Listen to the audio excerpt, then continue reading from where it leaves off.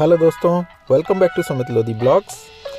तो हम पहुंच चुके हैं पोर्ट ब्लेयर। फ़्लाइट हमारी हाफ एन आवर लेट थी, तो हमें जल्दी से पहुंचना है होटल और वहां से निकलेंगे सेलुलर जेल के लिए। तो मिलते हैं फिर आपको होटल पर। हेलो दोस्तों, तो हम अभी आ चुके हैं अपनी होटल पर, जो कि है TSG ग्रांड, और ये हमारा रूम। तो अभी हमें लेट हो रहा है सेलुलर जेल के लिए, क्योंकि एंट्री 4 बजे तक बंद हो जाती है। तो जल्दी से हमें तैयार होना है और निकलना है सेलुलर जेल।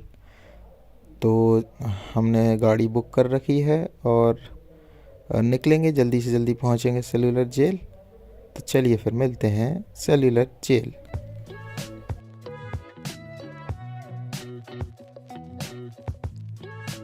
हे गाइज, इस वीडियो में हम सेल्यूलर जेल घूमने वाले हैं, जिसे काला पानी के नाम से भी जाना जाता है, जो कि अंडमान निकोबार द्वीप की राजधानी पोर्ट ब्लेयर में स्थित है। इस जेल का निर्माण ब्रिटिश सरकार ने 1896 से 1906 के दौरान किया था। इसे काला पानी इसलिए कहा जाता था क्योंकि इस जेल के चारों तरफ समुद्र है और जीवन काल तक कोई भी कैदी इससे भागने या बचने की उम्मीद नहीं कर सकता था। सेल्यूलर जेल का उपयोग खास तौर पर अंग्रेजों द्वारा भारतीय स्वतंत्रता संग्राम के दौरान इंडियन फ्रीडम फाइटर्स को कैद रखने के लिए किया जाता था। इस सेल में बटुकेश्वर दत्त और प्रसिद्ध वीर सावरकर जैसे महान भारतीय स्वतंत्रता सेनानियों को उस समय कैद किया गया था। काला पानी जेल ब्रिटिशों द्वारा भारतीय राजनीतिक कैदियों की दुख भरी कहानी को बयां करता है। कैदियों से यहाँ पर बिना भोजन पानी के काम करवाया जाता था और उन पर अनेक प्रकार की यातनाएं की जाती थीं। सेल्यूलर जेल एशिया की सबसे बड़ी जेलों में से एक थी, लेकिन आज यह एक प्रसिद्ध राष्ट्रीय स्मारक है।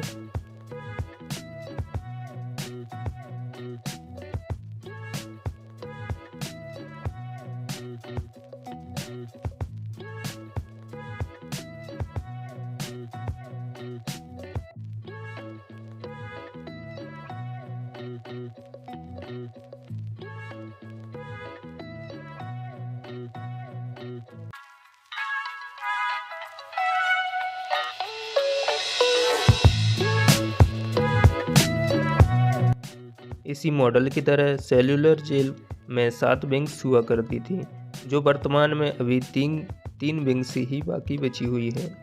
बाकी की विंग्स कुछ अर्थक्वेक और कुछ जापान द्वारा द्वितीय विश्व युद्ध के दौरान हमले में नष्ट हो गई थी। इतिहासकार और शोधकर्ता वसीम अहमद सईद अपने शोध काला पानी 1857 के गुमनाम स्वतंत्रता सेनानी में लिखते हैं, अंग्रेजों ने यहाँ अपना परचम लहराने के अलावा कैदियों की बस्ती और उपनिवेश बनाने के लिए सन 1789 में पहली कोशिश की, जो विफल हो गई। बाद में सन 1857 का हंगामा बरपा तो फांसियों, गोलियों और तोप से क्रांतिकारियों की जानें ली गई, उम्र कैद भी दी गई, मगर किसी दूर दराज जगह पर सजा देने की बस्ती या कैदियों की कॉलोनी की जरूरत महसूस की गई, ताकि अंग्रेजों से बागी हुए लोग फिर से बगावत या विरोध न कर सके। उनकी निगाह अंडमान द्वीप समूह पर ही गई। ये द्वीप कीचड़ से भरे थे।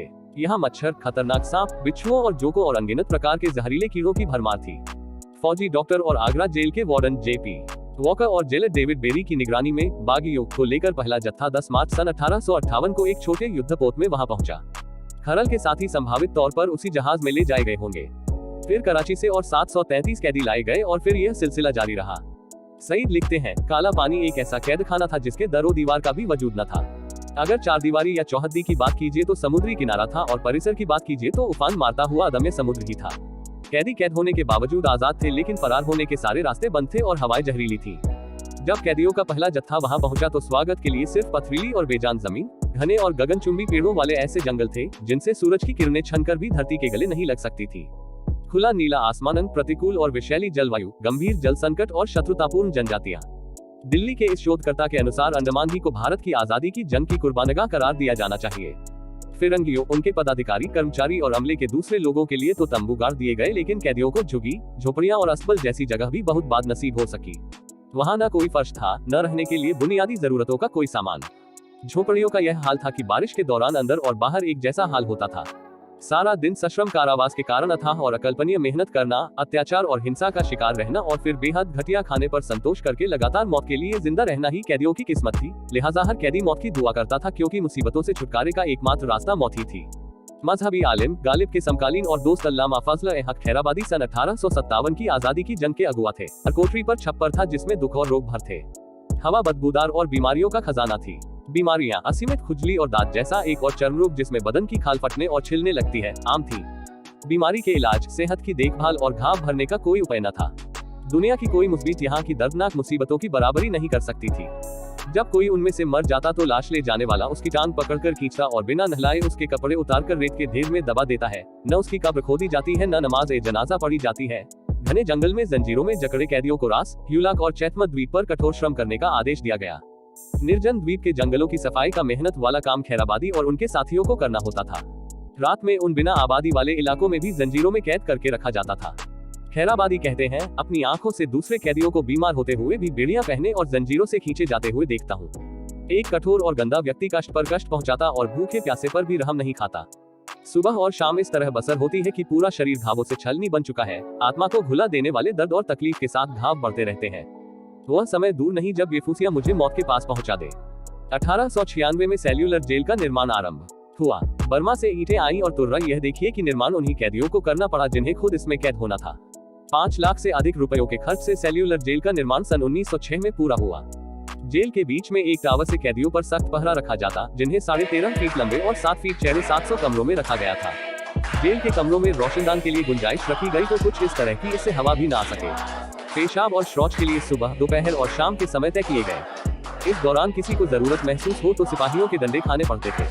फांसी घर भी बना दिया गया ताकि अंग्रेज जिसे चाहे ठिकाने लगा सके। कैदियों की मानसिक प्रताड़ना के लिए जेल कोठरियों को बंद कर चाबियां अंदर फेंक देते थे, लेकिन ताले इस तरह से बनाए गए थे कि बंदी जेल के अंदर से ताले तक न पहुंचे सके। जेल के अंदर हर कोठरी में सिर्फ एक लकड़ी की चारपाई, एक एल्यूमिनियम की प्लेट, 2 बर्तन, एक पानी पीने के लिए और एक शौच के समय इस्तेमाल के लिए और एक कंबल होता था। अक्सर बंदियों के लिए एक छोटा सा बर्तन काफी नहीं होता था और इसलिए उन्हें शौच के लिए कोठरी के एक कोने का इस्तेमाल करना पड़ता था और फिर उन्हें अपनी ही गंदगी के पास लेटना पड़ता था। 1911-1921 के मध्य जेल में कैद दामोदर सावरकर ने अपनी रिहाई के बाद उन भयानक हालात के बारे में लिख जिनका उन्हें सामना करना पड़ा था। उनके अनुसार कट्टर जेलर डेविड बेरी खुद को पोर्ट ब्लेयर का भगवान कहलवाता था। सावरकर ने लिखा है, जेल के दरवाजे बंद होते ही उन्हें लगा कि वे मौत के मुंह में चले गए हैं। बंदी एक दूसरे से इस तरह अलग रखे जाते कि सावरकर को 3 साल बाद पता चला कि उनके बड़े भाई भी इसी जेल में कैद हैं। ब्रितानी दैनिक द गार्डियन के सन 2021 में किए गए एक शोध के अनुसार ब्रितानी राज ने भारतीय विरोधियों और विद्रोह करने वालों को एक ऐसे प्रयोग के तहत एक दूर दराज औपनिवेशिक द्वीप में भेजा जिसमें अत्याचार, औषधीय प्रयोग, बलपूर्वक काम कराना और बहुत से लोगों के लिए मौत शामिल थी। दवाओं के प्रयोग के तहत उनकी ट्रायल होती थी जिससे कई लोग बीमार पड़े और कई की जान चली गई। अखबार के लिए कैथी स्कॉट क्लार्क और एड्रियन लेवी ने सरकारी रिकॉर्ड छाना और जेल से बच जाने वालों से बात की। सेल्यूलर जेल में देश के विभिन्न भागों से लाए गए बंदियों, जिनमें बाद में विभिन्न अपराधों में सजा पाने वाले भी शामिल थे, को भयानक रूप से प्रताड़ित किया जाता था। सन 1909 और 1931 के बीच सेल्यूलर जेल के जेलर डेविड बेरी को नए नए अंदाज में सजा देने का माहिर माना जाता था। डेविड बेरी का कहना था कि उनकी किस्मत में लिखा है कि वह अपनी महारानी के दुश्मनों को फांसी देने या गोली मारने की बजाय प्रताड़ना और शर्मनाक अत्याचार से ही समाप्त कर देंगे। उनमें चक्की चलाना, तेल निकालना, पत्थर तोड़ना, लकड़ी काटना, एक हफ्ते तक हथकड़ियों और बेड़ियों में खड़े रखना, एकांत, 4 दिन तक भूखे रखना आदि शामिल था। तेल निकालने का काम और भी दर्दनाक था। आमतौर पर सांस लेना बहुत मुश्किल होता था, जबान सूख जाती थी, दिमाग सुन्न हो जाता था, हाथों में छाले पड़ जाते थे। लेखक रॉबिन विल्सन ने एक बंगाली बंदी सुशील दासगुप्ता के बेटे से मुलाकात की। सुशील 26 साल के थे तब उन्हें ब्रितानी राज से आजादी चाहने पर गिरफ्तार किया गया और 17 अगस्त 1932 को अंडमान द्वीप समूह भेज दिया गया। दासगुप्ता के बेटे के अनुसार चिलचिलाती धूप में 6 घंटे कठोर परिश्रम के बाद उनके हाथ अपने ही खून में रंगे होते। उनका शरीर रेशे बनाने में दिन का कोटा पूरा करने के लिए नारियल कूटते कूटते थक जाता। उनका गला सूख कर कांटा हो चुका होता। सुस्ती पर भयानक दंड दिए जाते। उनके शौच जाने के समय पर भी सख्ती की जाती। किसी भी कैदी को शौच के लिए गार्ड की इजाजत के लिए घंटों इंतजार करना पड़ता। बंदियों से गुलामों की तरह काम लिया जाता। कुछ पागल हो जाते, दूसरे आत्महत्या पर मजबूर हो जाते। बंदी इंदु भूषण राय ने तेल के कारखाने की न थमने वाली मेहनत से तंग आकर फटे हुए कुर्ते के साथ खुद को फांसी पर लटका लिया। बंदी तेल की चक्कियों के जिंदा जहन्नुम में होते, लेकिन बेरी और दूसरे ब्रितानी अफसर रास द्वीप पर पानी के पार खुशहाली में रहते थे। उनके शासकीय मुख्यालय की दूसरी इमारतों में उनका अपना टेनिस कोर्ट, एक स्विमिंग पूल और अफसरों के लिए क्लब हाउस था। बंदी उल्लासकर दत्त पर इतना अत्याचार किया गया कि वो पागल हो गए।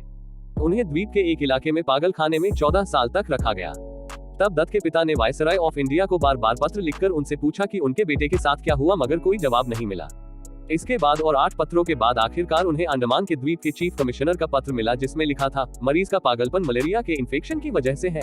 उसकी अभी की हालत ठीक है। सन 1941 में एक भयानक भूकंप आया, सुनामी आई होगी लेकिन जानमाल के नुकसान के आंकड़े उपलब्ध नहीं है। जापान ने मार्च 1942 में अंडमान के द्वीपों पर कब्जा कर लिया। सेल्यूलर जेल में उसके बाद पकड़े गए ब्रिटेन के संदिग्ध भारतीय समर्थक और बाद में इंडियन इंडिपेंडेंस के सदस्यों को कैद किया गया। एन इकबाल सिंह लिखते हैं कि बहुत से लोगों को वहां हिंसा का शिकार बनाया गया और मार दिया गया। वसीम अहमद सईद लिखते हैं कि 30 जनवरी 1944 को जापानियों ने 44 स्थानीय बंदियों को सेल्यूलर जेल से निकाला और ट्रकों में भरकर हम्फ्रीगंज ले गए, जहां एक खाई पहले ही खोदी जा चुकी थी। उन लोगों को अंग्रेजों के लिए जासूसी के शक में गोलियों से भूनकर उनकी लाशों को ठोकर मारकर उसी खाई में फेंक दिया गया और ऊपर से मिट्टी डालकर खाई को पाट दिया गया। जब खाने के सामान की किल्लत होने लगी तो जापानियों ने बुरे और ऐसे बंदियों से मुक्ति पाने का फैसला किया जो काम करने के काबिल न थे। डेविड मिलर के अनुसार 13 अगस्त 1945 को 300 भारतीयों को 3 नावों पर लादकर एक निर्जन द्वीप पर ले जाया गया। जब नावें समुद्री किनारे से कई सौ गज दूर थीं तो उन बंदियों को समुद्र में कूदने पर मजबूर किया गया। उनमें से लगभग 1/3 डूब गए और जो किनारे तक पहुंच पाए वे भूख से मर गए। जब ब्रितानी राहतकर्मी 6 हफ्ते बाद पहुंचे थे तो सिर्फ 11 बंदी जिंदा थे। अगले दिन 800 कैदियों को एक और निर्जन टापू पर ले जाया गया, जहां उन्हें किनारे पर छोड़ दिया गया। जो किनारे पर आ गए और उनमें से हर एक को गोली मार दी गई। बाद में फौजी दस्ते सभी लाशों को जलाने और दफनाने आए। अक्टूबर 1945 में जापानियों ने संयुक्त सेना के सामने हथियार डाल दिए और ये द्वीप दोबारा अंग्रेजों के कब्जे में आ गए।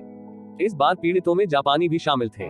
दूसरे विश्व युद्ध के समाप्त होने पर जापान के हथियार डालने के 1 महीने के बाद अंग्रेजों ने 7 अक्टूबर 1945 को सजा देने के लिए बनाई गई यह बस्ती मिटा दी और बंदियों को भारत के विभिन्न भागों की जेलों में भेज दिया। रिकॉर्ड के अनुसार लगभग 80,000 भारतीयों को सन 1860 से सजा के तौर पर अंडमान भेजा गया। स्वतंत्रता के दीवानों की अधिक संख्या बंगाल, पंजाब और महाराष्ट्र से थी। वे अधिकतर हिंदू, सिख और मुसलमान थे और सभी जातियों और बिरादरियों के थे। सन 1957 में आजादी की जंग की याद में भारत और पाकिस्तान में शतवार्षिक समारोह हुए।